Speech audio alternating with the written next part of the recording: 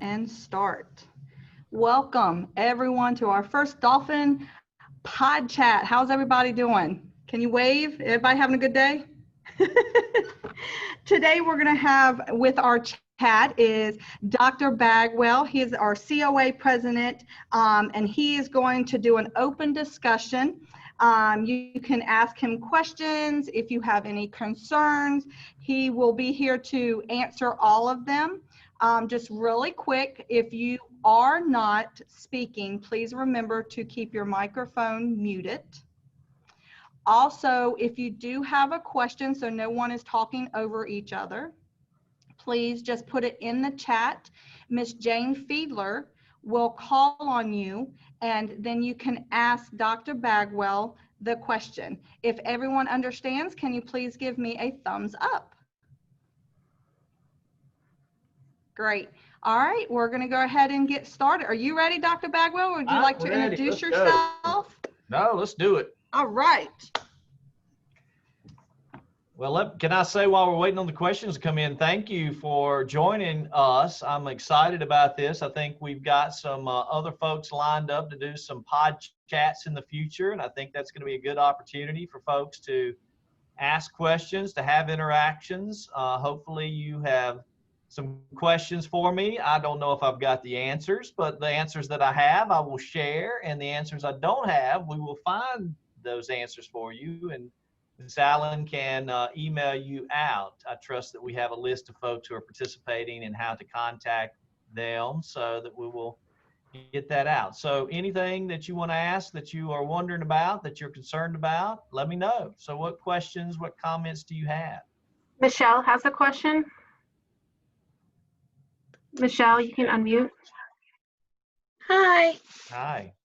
It's Michelle, SGA President. So my question is, with the announcement of North Carolina being able to open up schools as each county decides, will we be allowed to host our events such as our fall festival and stuff as normal, or would they still need to be alternate? Yeah, we're still going to have a number of restrictions on what we can do and the number of folks that we can gather. I know that Ms. Dawn and others are looking at some other potential opportunities for us to do things in a slightly different way. The school district is school districts are looking to open back up for the earlier grades and the lower grades, and I think that's great. But we have to be mindful that there's also an increasing number of COVID infections across the nation in a number of states. Only a handful of states are actually going down. And one of the things that we're concerned about, Michelle, is, I know that the more dramatic the language that we use in newspapers and on TV reports sells more newspapers and sells more ads. But I read a couple of things that use the phraseology, we're looking toward an apocalyptic fall. Well, an apocalyptic fall doesn't sound like something I'm longing to experience. But it sounds very 2020, doesn't it? How could fall be anything but apocalyptic in the year 2020? So we're going to expand what we can, how we can. I know Dawn's got some ideas and some other folks are doing some things. We're actually surveying just recent graduates now to look at what we might do for a graduation ceremony.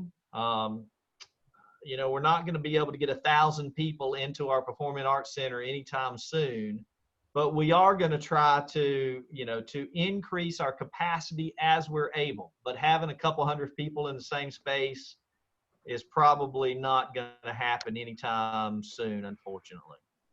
A good question, though. Noah has a question for you as well. Okay, Noah?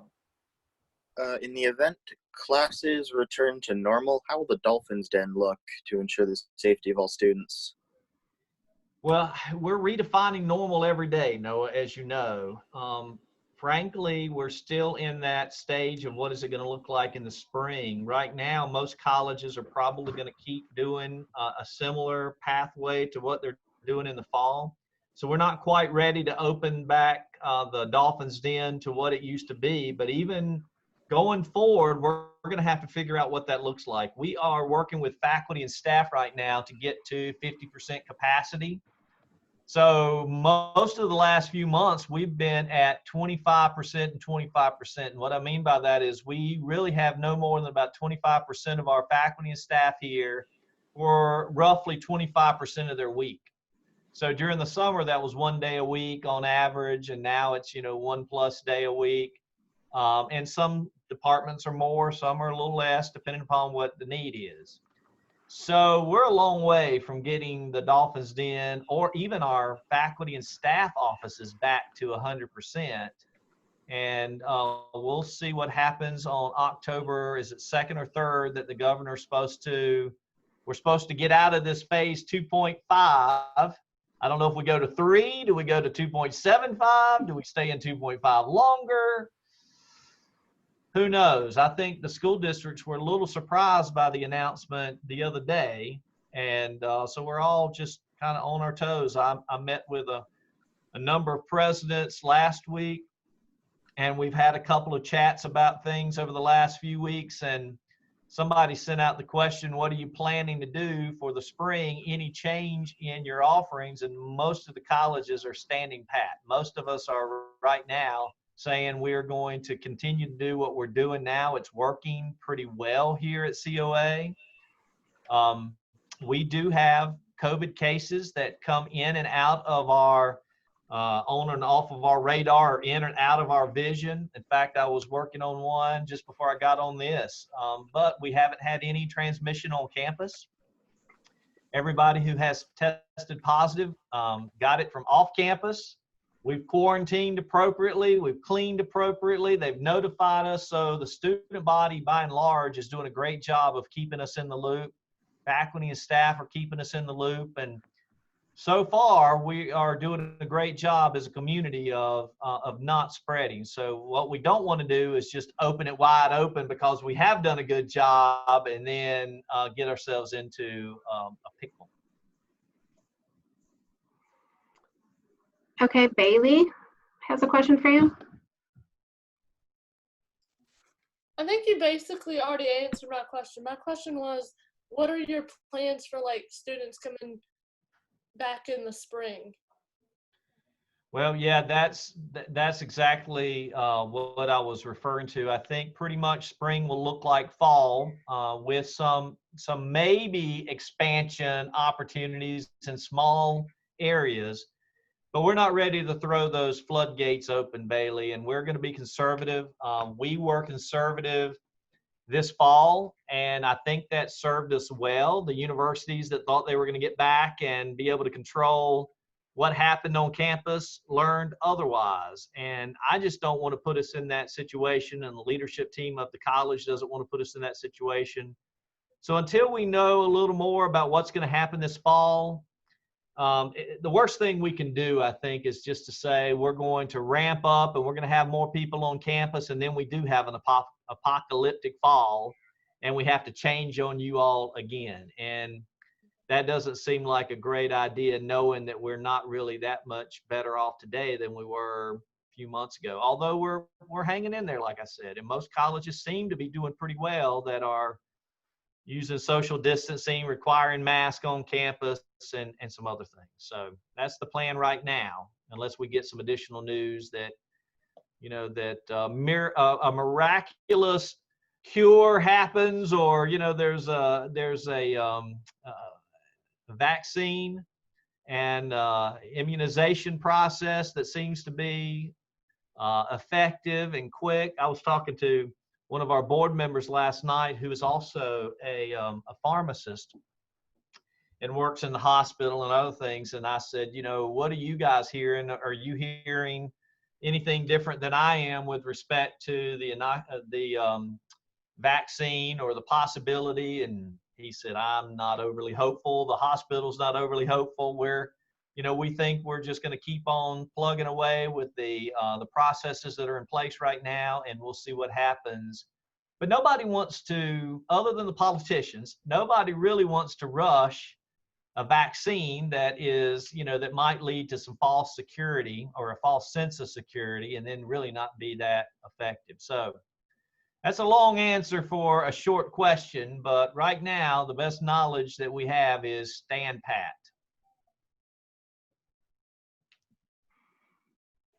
All right, we have Tracy has a question for you. We've driven Finn to drinking up there. He has a cup of something that he's swigging. Who has the question? I'm sorry, I was looking at. That'd be me. My name is Tracy. I'm the Student Government Association's Community Service Chair, and I was wondering, do you have any idea on how graduation will work next semester?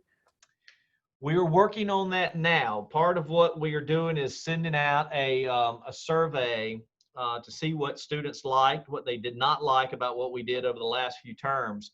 Tracy, one of the things that we have learned is that the silver lining of COVID is that it's taught us some things and made us do some things that we would have never done otherwise.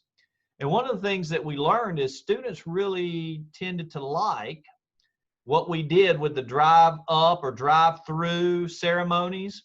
And I've talked to a couple of school superintendents who said that they've learned a similar thing. So we want to see what, but all that's anecdotal. We may not have heard from a group of people who haven't told us that we hated it and it sucked, never do that again kind of thing.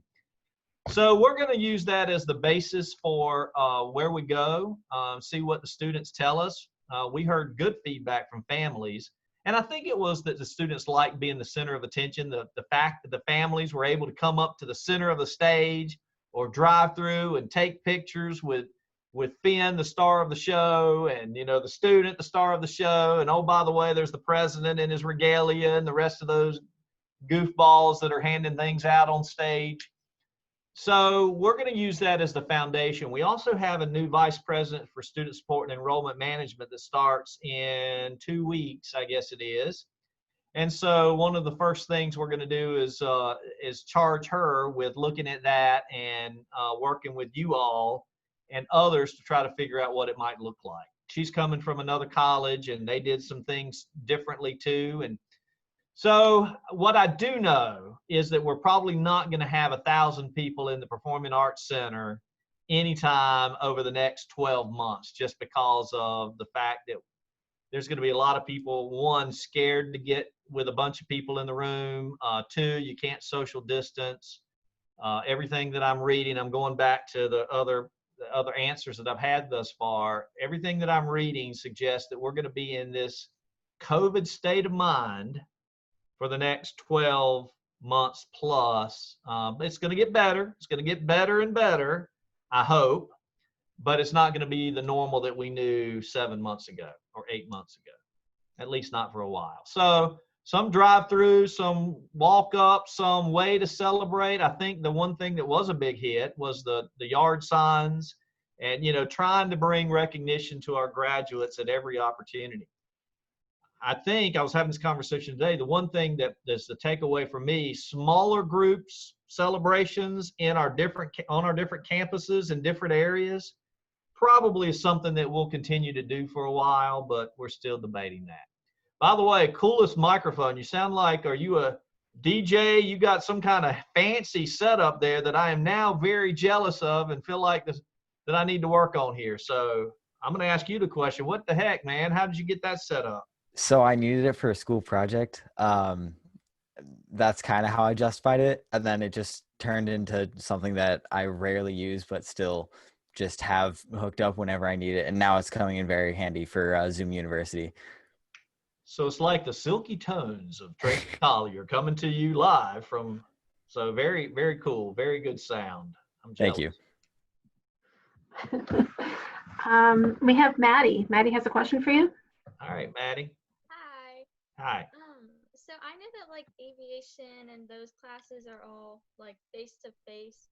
Is there any way for next semester that like the science labs and like engineering classes could also do something similar to that, or like hybrid or something? Many of our science labs are doing that now. Are you in any of those science classes now? Yeah, I'm in anatomy and physiology. And you are, how are you having the lab right now? they're all online. Yeah. So yeah, those are the kinds of classes that we need to see if we can't expand. Like I said earlier, I want to see if we can push that a little further. You know, those, I taught anatomy and physiology for many years. Online anatomy and physiology lab is hard to wrap your brain around. And so, yeah, those are the types of things that we need to make sure that we're pushing forward and trying to ease back into this notion of bringing people in, using social distancing, masking up, and asking you to learn the various body systems and things on models by distance is tough. I get it. I have taught it at a distance, but it is difficult to do. So that's what I meant earlier, that we're going to look to see how we can pull some of those back into a face-to-face environment. Our biggest challenge, Maddie, is the fear factor of our faculty and our staff and our students. For everyone that wants to be face-to-face, there's one or two that, you know, just gets nervous.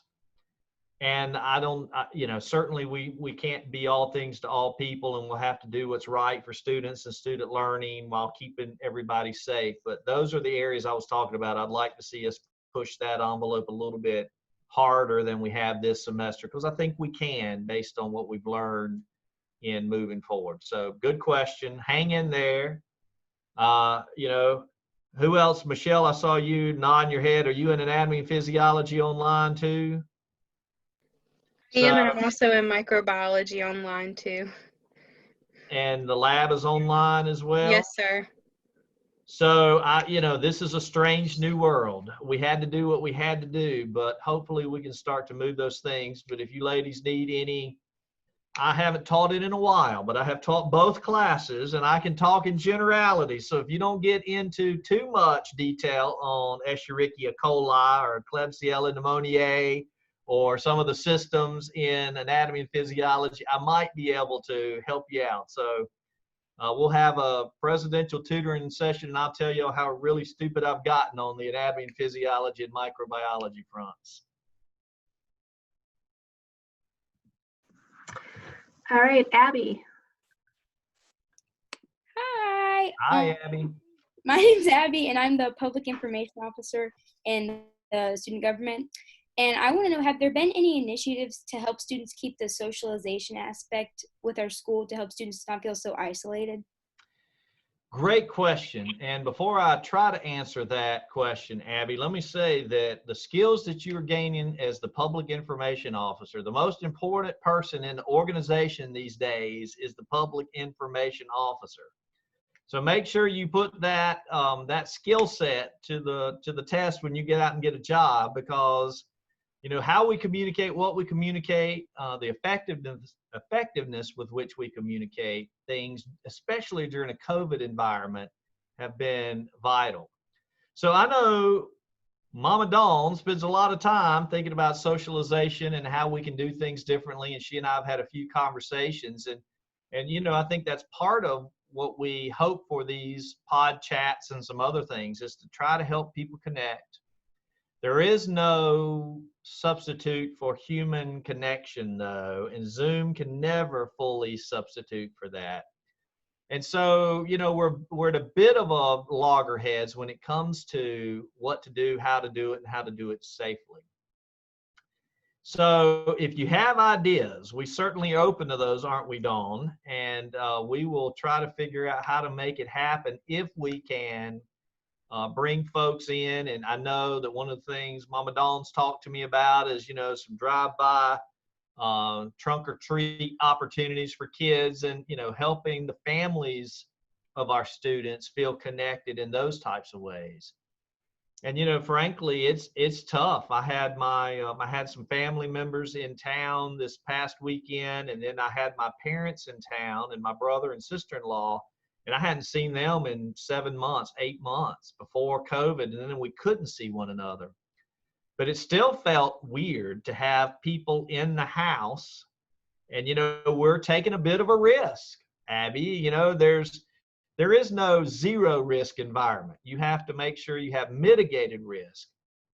I'm not willing to put a lot of our folks, faculty, staff, students at risk to have a gathering, but I am willing to have limited risk opportunities where we don't have a lot of people, but we have smaller groups that are socially distant. And frankly, I just don't know how to pull that off. Any ideas I think are on the table, and you guys talk about it. Your ideas are going to be very important to us going through and telling us what is going to work for you. I just don't know what it looks like now, and we'll just have to figure it out together. All right, Dylan. Hey, I'm the SGA treasurer. My name's Dylan, and I have a question for you. With COVID and everything, how big of an impact has COVID had on the college's operational budget? That's a great question, Dylan. So let's back up and talk about how North Carolina community colleges are funded, because you have to understand that before you really understand what the impact is. The way that the community colleges are funded in North Carolina is in arrears. That means that if we grow this year, we don't realize the FTE, and that's full-time equivalent students. We get funded on full-time equivalents. We don't realize that growth number until the following year. So I say that to say that we have a 5% decline in our curriculum enrollment this fall. So it has impacted the enrollment at COA.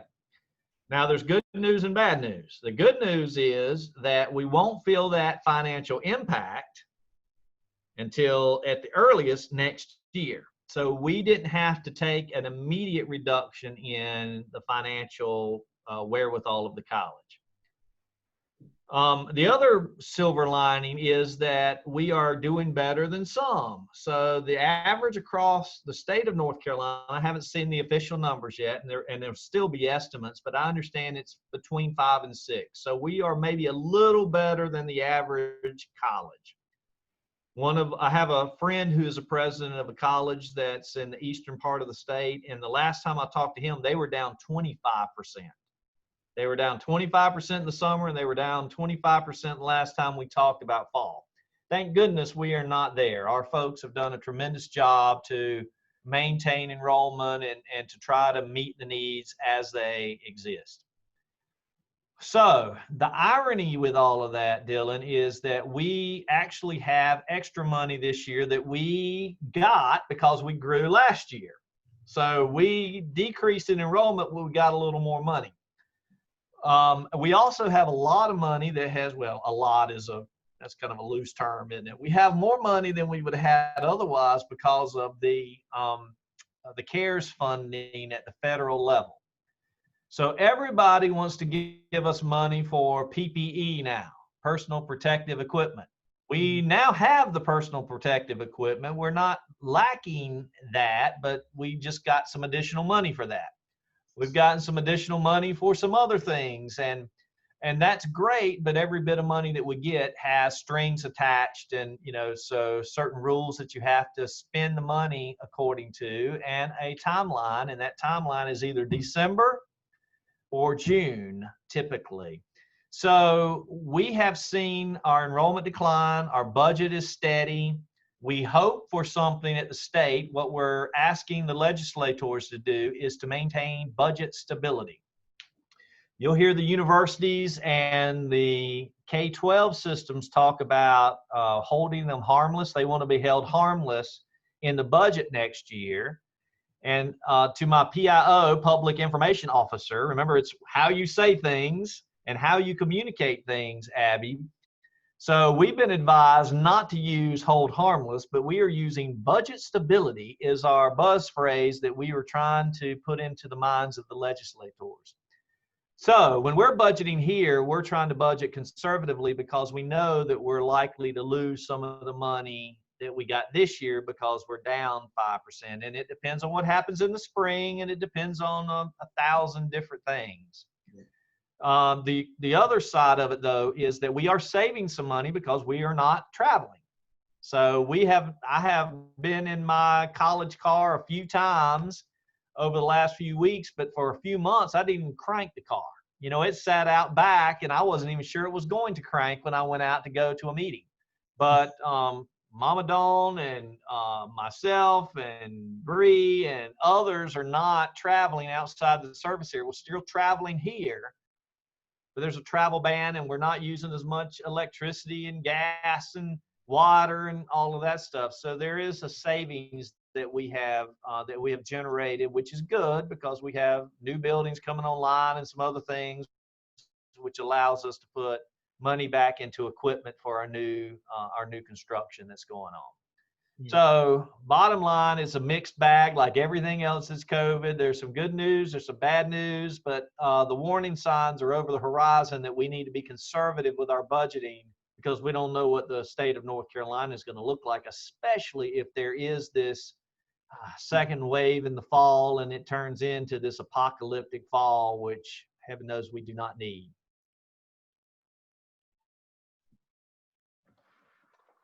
All right, Tracy, you're back up. You have another question? Yes. So, is there any way or anything that we can do to help with reopening? Is there anything that we can do on our end to sort of aid that process and going more smoothly, or should we just leave it up to you guys to deal with? Well, that's a great question. I think it would be very helpful as we talk about these things, you know, to share with your faculty members the fact that you really would like to see us moving to more face-to-face labs at least.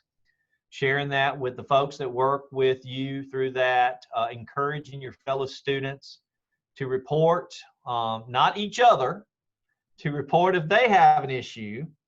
I think that's one of the things that's going on at universities, Tracy. Their students are turning on each other because they're, taking Snapchat pictures and other things of people that might not be masked up and sending it in and getting folks in trouble. I don't want the SGA and other interested parties to go rat out other students, but encourage them to communicate if they need to isolate, if they have an issue. We are certainly encouraging faculty to be supportive and flexible in our grading policies and attendance policies and those types of things.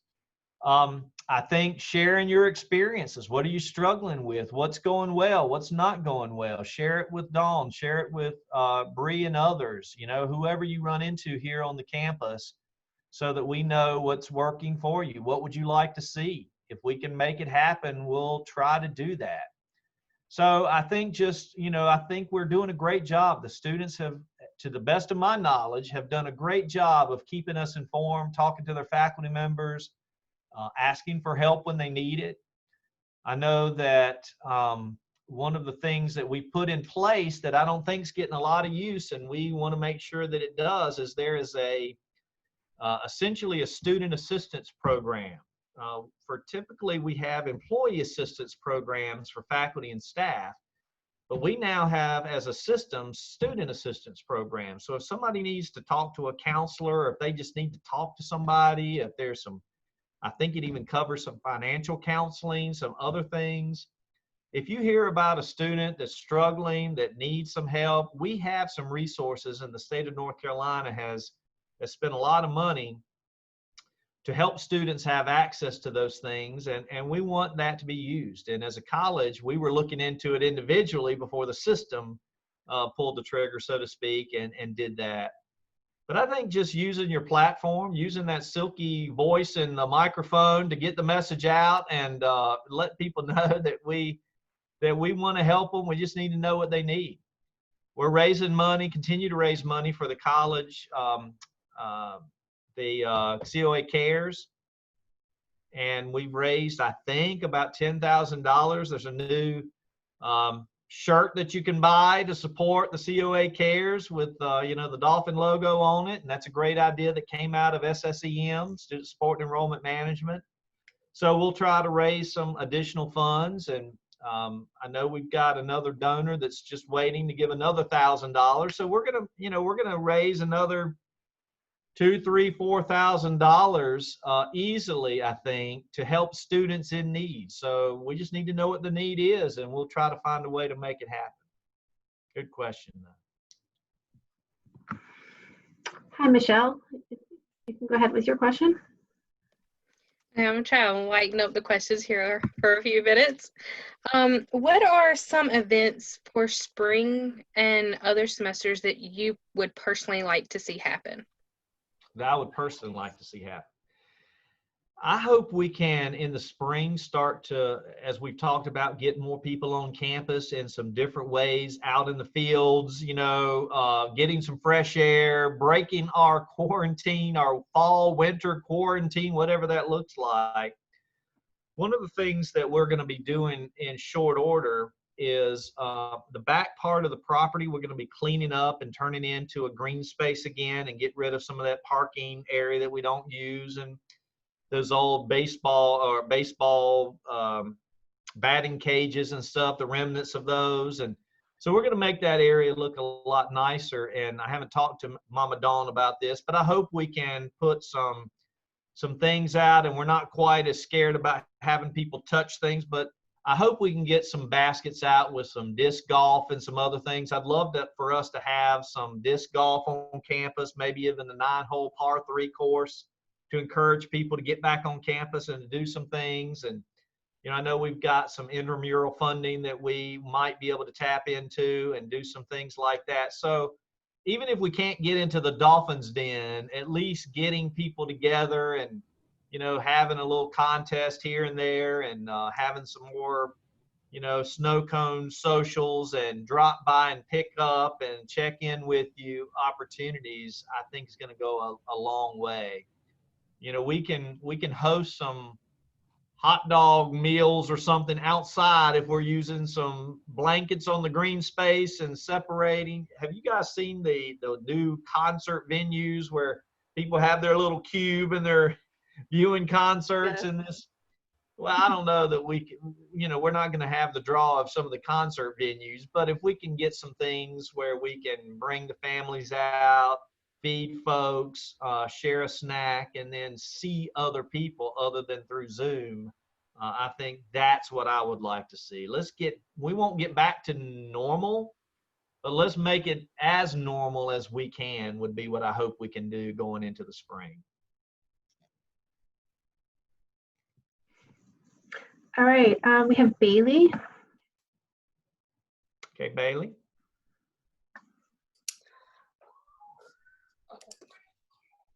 Are workout classes going to be able to come back in the spring or to the Y, do you think? I hope so. I think so. We're getting to that phase where the gyms are opening back up in North Carolina, limited capacity. So I think we will be there and able to do some of those things with, you know, some of the precautions and some other things that we have to keep in mind. But I think we'll be, at least with reduced capacity, Bailey, able to offer some of those types of courses that we were not able, or opportunities that we were not able to offer this time. We do have a new faculty member that's doing some Zoom yoga classes and trying to get faculty and staff and others, you know, moving and in front of the, you know, I'm not sure I want to do yoga in front of any camera ever, or anybody ever, but if I can turn my camera off, I might be inclined to do something like that too, you know. But so I think we're going to see more of that building. Dawn, that's not that funny now. I know that's a sad visual, but it shouldn't be that funny to you. I'm picturing myself, sir. Okay, You all right. took the words right out of my mouth. Don't yeah. want to see myself on camera. Nobody needs to see me No, trying sir. to, you know, do whatever the pose, downward dog, or whatever the poses are. I don't know. Whatever they are. So anyway, resoundingly, I hope so, Bailey. And also, what are your concerns about the current number of students on campus? What are my concerns? Yeah. I'm happy to see students on campus.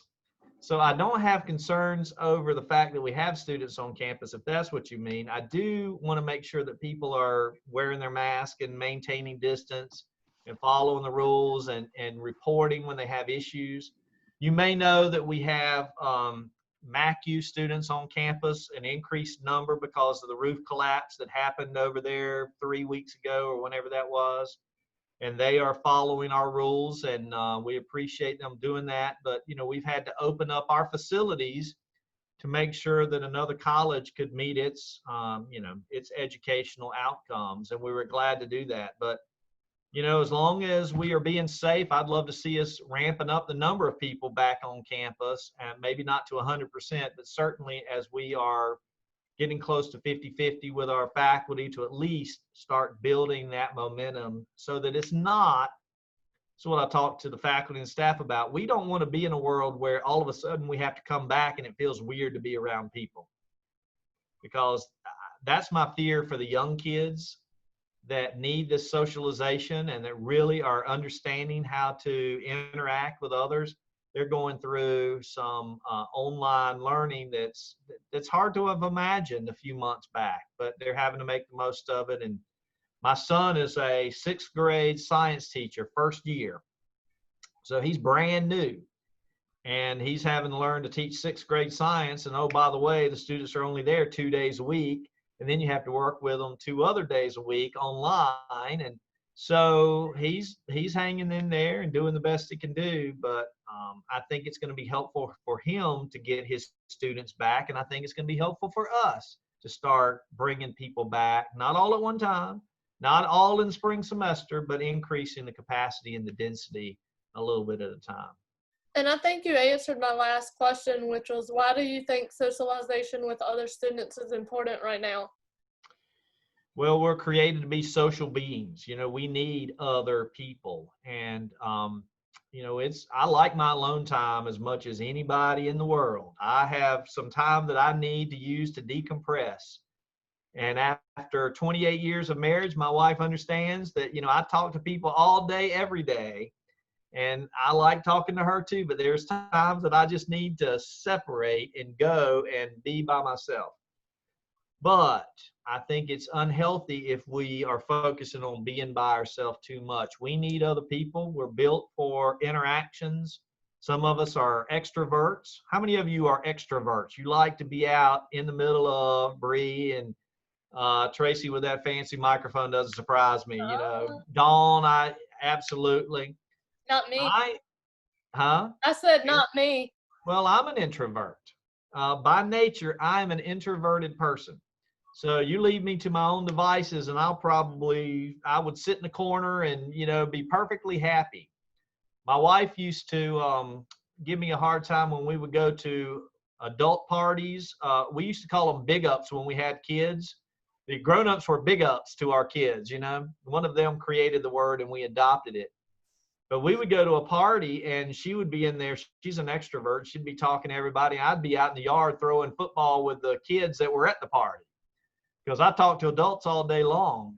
But we do need that. We do need family. We do need friends. We do need interactions. And it's sociologically helpful to us and psychologically helpful to us in our growth and development and leadership capabilities. We need to all develop as leaders. That's what we should be about as educators. And here at COA, we should give you a toolkit that you're able to use when you go into the world.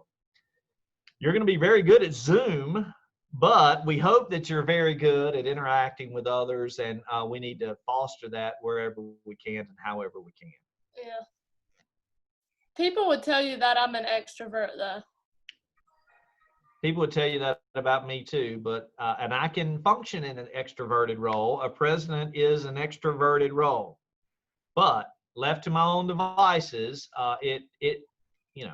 some people get energy when they're around a lot of people, and I can certainly, I hope, be energetic, but I need to recharge my batteries. I'm like a Tesla. I can go a few miles, but you got to plug me in and let me recharge before I'm going to be ready to go the next trip. Maybe not a Tesla, maybe like an old Honda Civic that's been converted to an electric vehicle.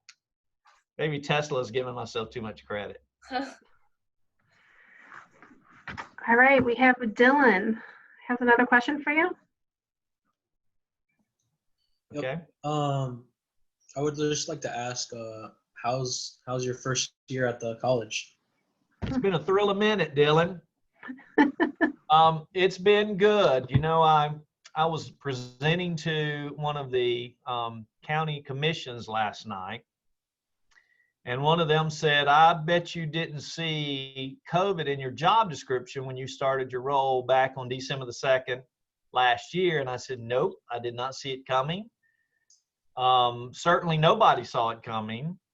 But, you know, on one hand, it's given me an insight into the team. I've learned more about Dawn and Bree and others that I would have learned probably in my first year.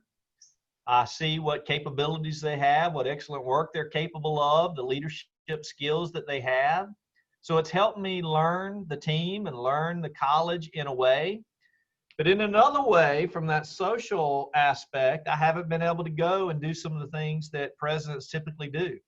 I'm just starting to get back into some meetings with people, and I've had maybe 4 or 5 lunches, coffees with folks over the last couple of weeks. Well, I hadn't had 4 or 5 lunch meetings and coffee meetings in the last 6 months combined until the last few weeks.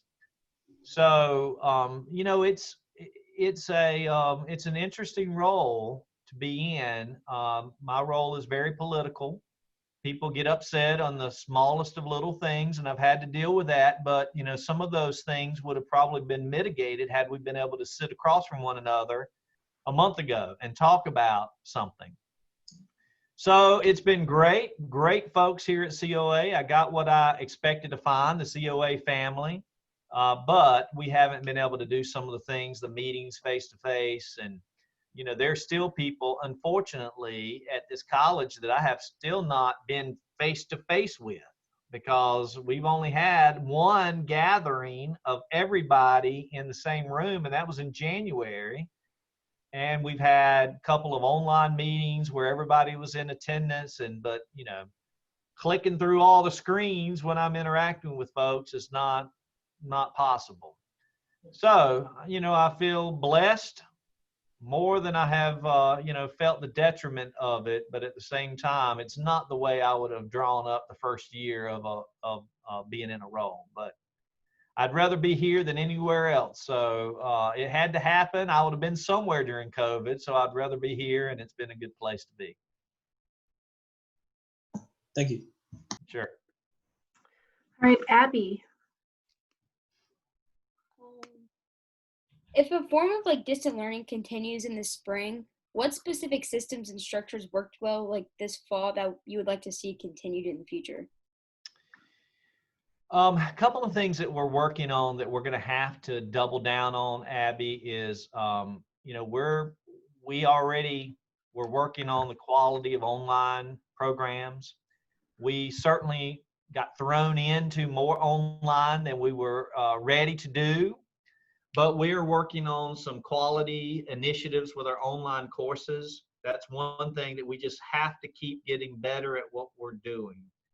The other thing, and we've spent some money and we've gotten some money from the state, and we're going to continue to spend that money. The other thing that I want us to do more of, and I talked to Dr. Carter, who's our Vice President for Learning today, is we need to do more with open educational resources too, and remove textbook burdens from students, and try to get more of our classes with online textbooks, free textbooks, or at least very low cost textbooks, to try to alleviate some of the additional challenges that students are experiencing with, you know, the cost of and the access to resources.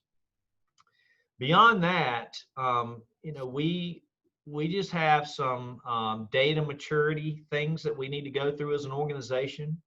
And we are working on reinventing our college dashboard and data capabilities. I like to use a phrase that the staff will hear me say multiple times, and that is the democratization of the data.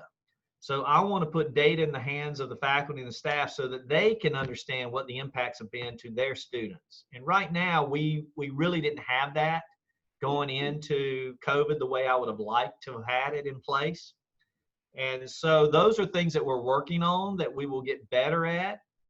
I will tell you that COVID has opened up a lot of opportunities, though, because some of the things that we do in SSEM, in financial aid, and even in recruitment, I think, some of the things that we do with like our nursing program, we might not have done It's possible before, but we didn't have the reason, the need, nobody had lit a fire under us to do it, but COVID did. And I think we're going to take some very positive things away from it. Now, some things, if we never do again, it'd be too soon.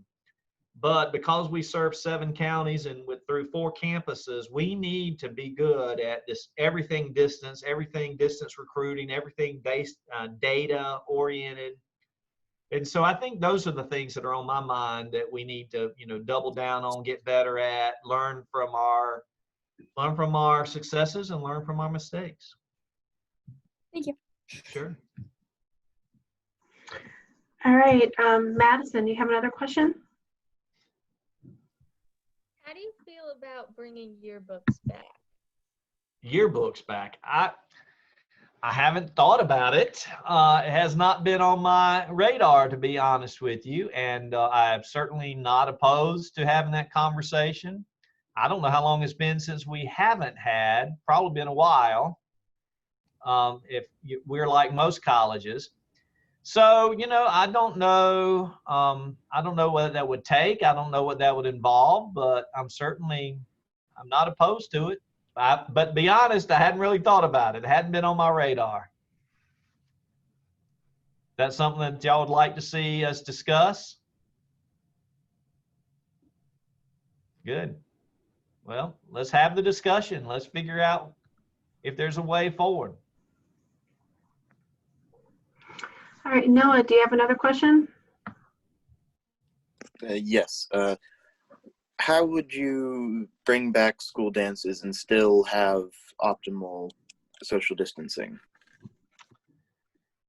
I don't know the answer to that. I think it would be interesting to explore what others are doing. I don't think we need to try to reinvent the wheel if others have some things that are going on. Have y'all talked about that on any level? Is that something that has been a discussion?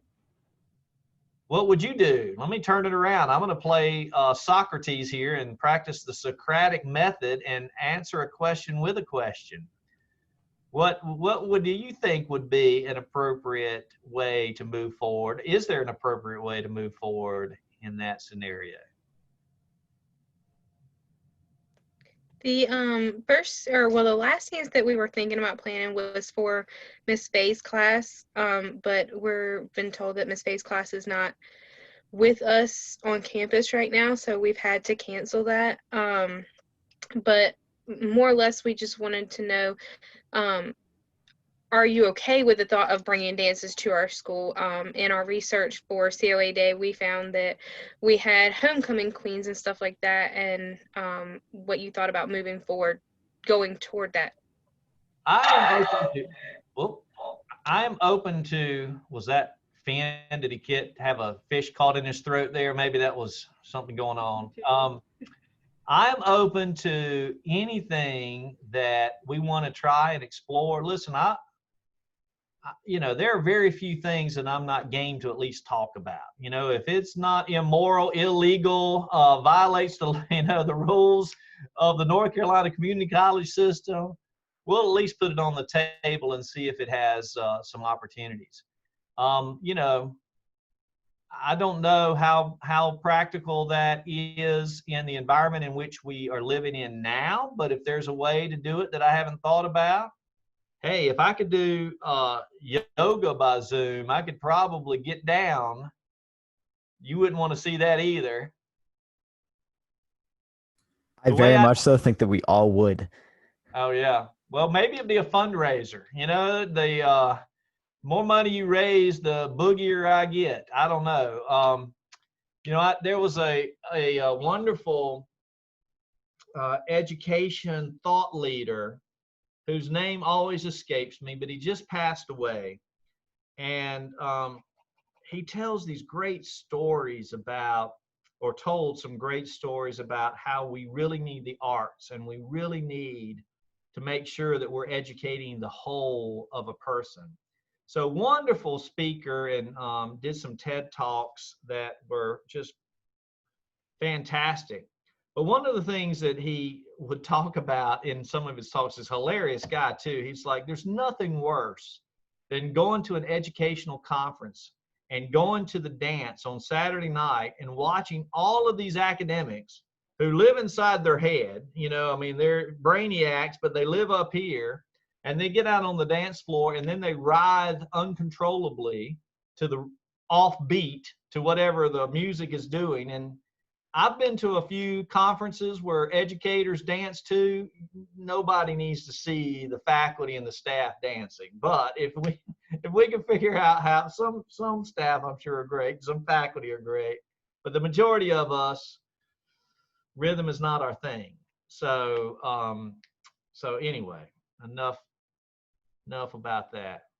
Let me can I tell you a story? Can I just take a second to tell you another story that this guy did, and it's going to drive me crazy. I can't think of his name. But again, he was into the education of the whole individual. And one of my favorite stories that he would tell is there was a young girl who just had the most difficult time in school, and she was always in trouble because she was always moving and doing things in class and not paying attention. And he would say, you know, now she would be diagnosed with attention deficit hyperactivity disorder, ADHD.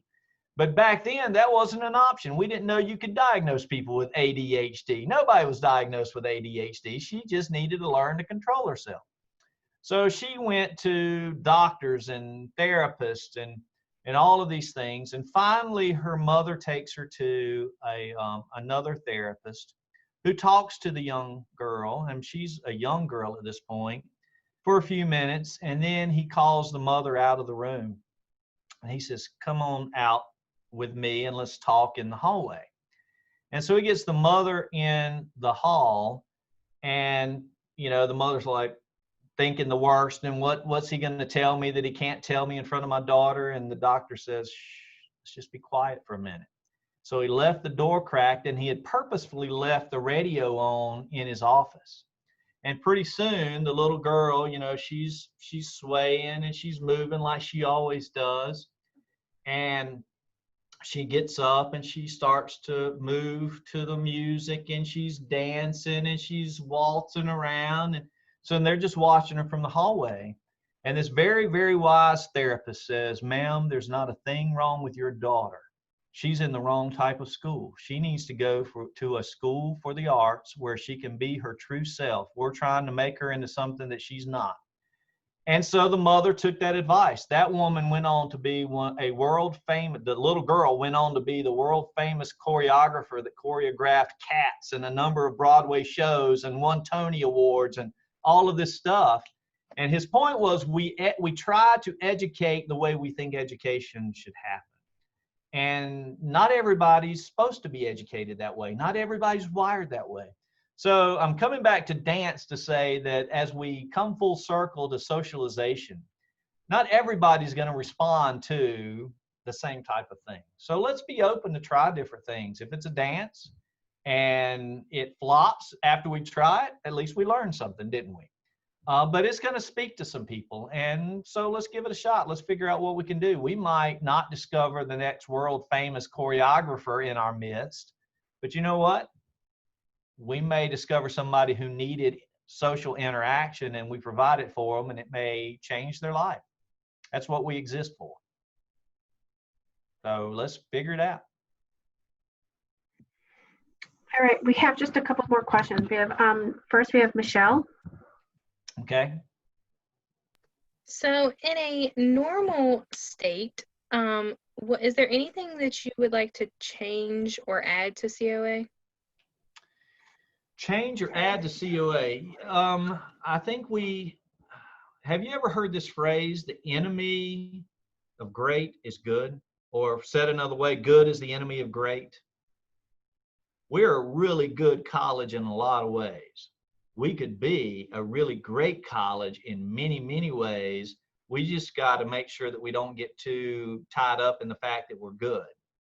You know, people who are good are not as motivated to change as people who recognize the need for change sometimes. So we have good folks and we're doing a great job in a variety of ways, but there are some things that we really need to take advantage of, and I think we will, and certainly we've been fighting some other battles during COVID.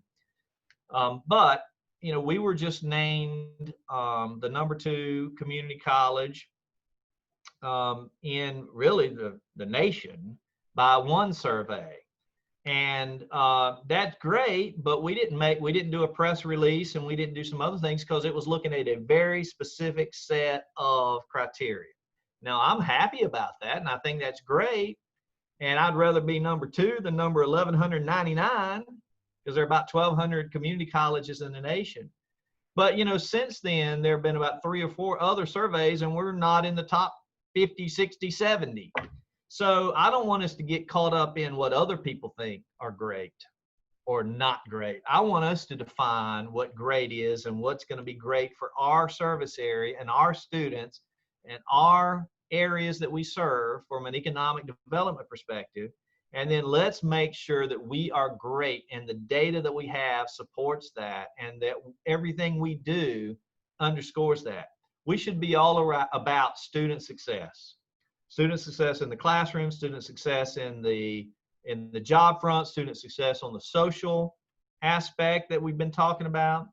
So, that's one thing that we need to address with all of our energy and all of our vigor. Another one I would say is we need to make sure we're serving the adult population. We have a strong CCP dual enrollment population, and that's wonderful.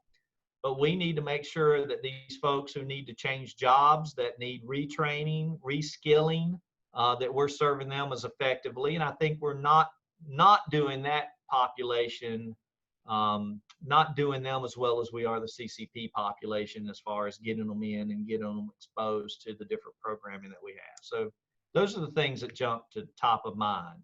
And we need to make sure that we're representing our community from equity and inclusion perspective, and that every student and every faculty and every staff member sees themselves on campus, that we are as welcoming an environment, and we are, all are welcome, and we have a place for you, and we're going to make sure we serve you no matter what your background, no matter what your color, no matter how much money you have or don't have, no matter what.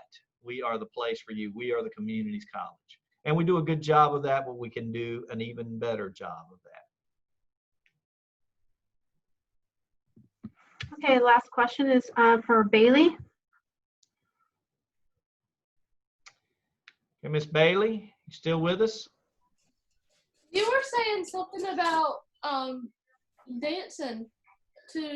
What about doing something like a dance-a-thon to raise money for the college?